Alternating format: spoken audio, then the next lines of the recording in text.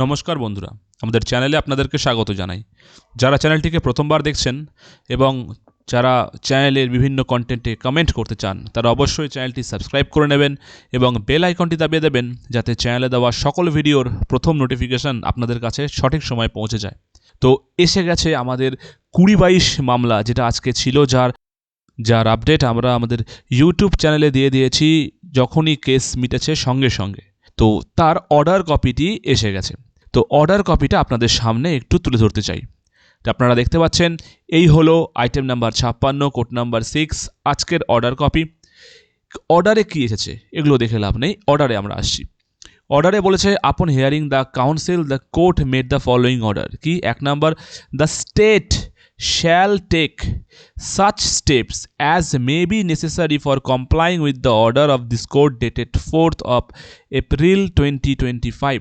4 April যে order এই court দিয়েছিল, সেই কোর্টের অর্ডারটাকে কমপ্লাই করার জন্য যা যা স্টেপ নেওয়া দরকার, সকল স্টেপ স্টেট নিতে পারে। সব কিছুর জন্য পারমিশন থাকলো, এখানে কোনো রকমভাবে প্রবলেমস থাকলো না। 9 তারিখে কিন্তু কেসটি আবার লিস্ট হবে চেক করার জন্য যে অর্ডারটা কমপ্লাই করা হলো কি না।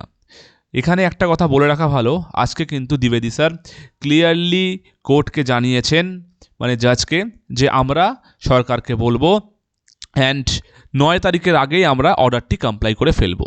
মানে এখান থেকে বলা যায় 9 তারিখের আগে, হয়তো ডিসেম্বর মাসেই 20-22 ক্যান্ডিডেটরা কিন্তু কাউন্সিলিং করে স্কুলে যাওয়া শুরু করবেন হয়তো।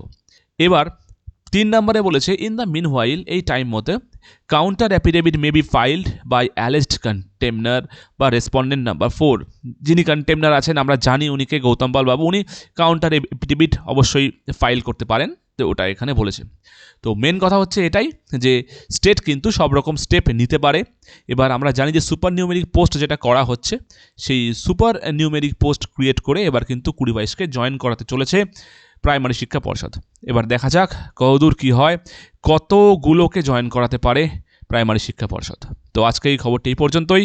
ধন্যবাদ।